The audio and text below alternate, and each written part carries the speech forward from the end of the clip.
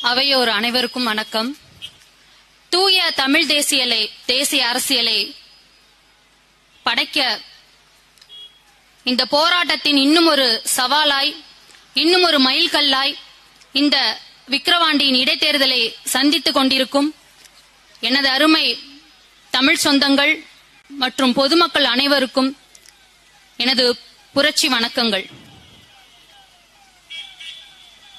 50 வருடமா இந்த திராவிட அரசு என்ன செய்து கொண்டிருக்கிறது அப்படிங்கிறதுக்கு இன்னைக்கு தமிழ்நாட்டில் நடந்துகிட்டு இருக்க இந்த கள்ளச்சாராய சாவு ஒரு எடுத்துக்காட்டு.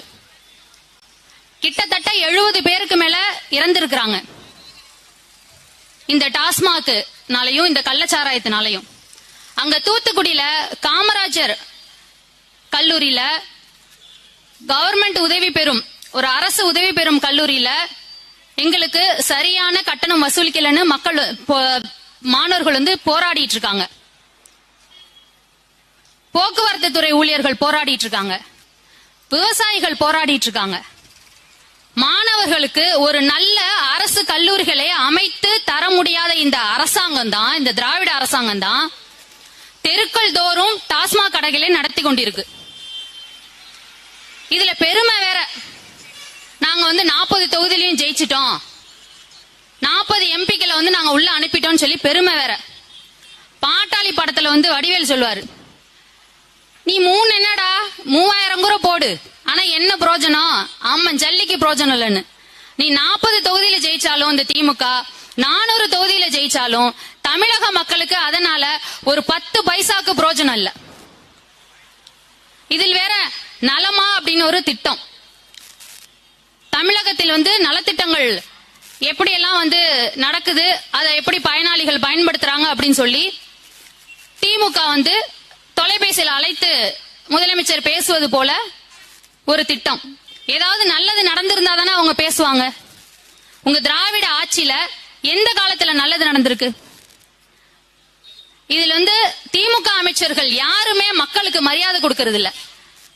அன்று பொன்முடி தொடங்கி இன்னைக்கு RS பாரதி அவர்கள் வரைக்கும் பொது வெளியில மக்களை இன்னுமே ஒரு இழிவான ஒரு பேச்சுக்கள் தான் பேசுறாங்களே தவிர தனக்கு ஓட்டு போட்டு தேர்ந்தெடுத்த மக்களை என்னைக்குமே திமுக அரசு மதிக்கிறதே கிடையாது. இது ஒரு பக்கம் இருக்கட்டும்னா, மத்திய அரசு அதுக்கு மேல அது ஒரு தோல்வி அடைஞ்ச ஒரு ஐடியாலஜி. அந்த ஐடியாலஜி தூக்கிட்டு தான் அண்ணாமலை அவர்கள் தமிழ்நாடு முழுவதும் பேசிட்டு இருக்காரு. ஏதாவது ஒரு நல்லது நடந்துட்டா நாங்க இந்தியம் அப்படின்னு சொல்றாங்க. ஏதாவது ஒரு கெடுதல் நடந்துட்டா தமிழக மீனவர்கள் இல்ல ஒன்றியம் சொன்னா உங்களுக்கு கோபம் வருது. ஏதாவது தமிழகத்தில் ஒரு அசம்பாவிதம் நடந்துட்டா அது தமிழக அரசு, இதே ஒரு நல்லது நடந்துட்டா அது இந்திய அரசு. ஒரு அரசாங்கம் எப்படி இருக்கணும், ஒரு அரசாங்கம் எப்படி இருக்க வேண்டும் அப்படின்னா, அது உலக பொதுமறையோன் சொல்றாரு, வேலென்று வென்றி தருவது மன்னவன் கோலதுவும் கோடாதெனின் அப்படின்னு. உங்ககிட்ட இருக்க வேலோ இல்ல முப்படைகளோ எதுவுமே உன்னுடைய அரசின் பலனை சொல்லாது. உன்னுடைய குடிமக்கள் எப்படி வாழ்கிறார்கள் அப்படிங்கறத வச்சுதான் ஒரு அரசாங்கத்தை அமையுது. அப்படிப்பட்ட அரசாங்கம் இங்க இருக்கா? மத்தியிலையும் இல்ல, மாநிலத்திலையும் இல்ல. இங்க வேலும் சரியில்லை, கோலும் சரியில்லை. இப்ப நாம் தமிழர் கட்சி பிள்ளைகள் ஏன் நீங்க வாக்களிக்கணும், ஏன் நாம் தமிழர் கட்சி பிள்ளைகளுக்கு நீங்க வாக்களிக்கும் அப்படின்னா, ஒரு தூய தமிழ் தேசிய அரசியலை, ஒரு தற்சார்பு ஒரு அரசியலை முன்னெடுத்து வைப்பது தமிழகத்திலேயே இந்தியாவிலேயே நாம் தமிழர் கட்சி மட்டும்தான்.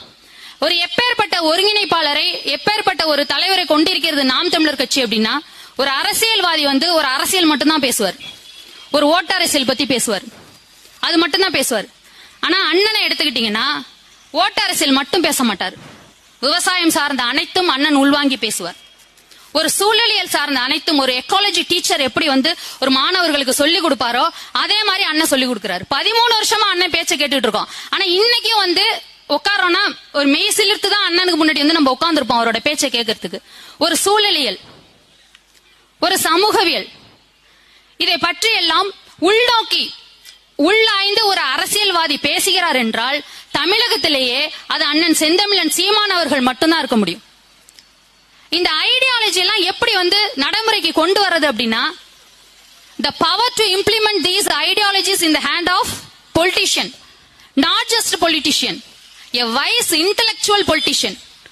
அந்த ஒரு தமிழ்நாட்டிலே அந்த ஒரு தகுதி யாருக்கு இருக்கு அப்படின்னா அண்ணன் சீமான் அவர்களுக்கு மட்டும்தான் இருக்கு.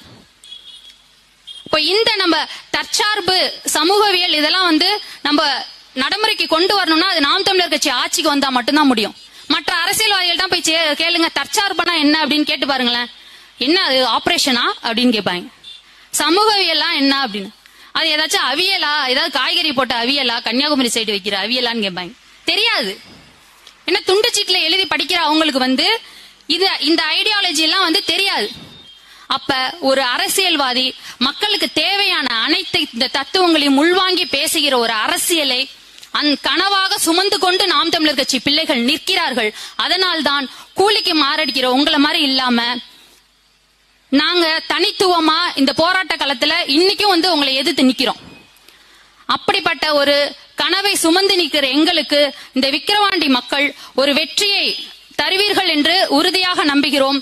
அதுக்கு ஆக சிறந்த வேட்பாளர் எங்கள் சகோதரி மருத்துவர் அபிநயா அவர்களுக்கு மைக்கு சின்னத்தில் வாக்கு செலுத்தி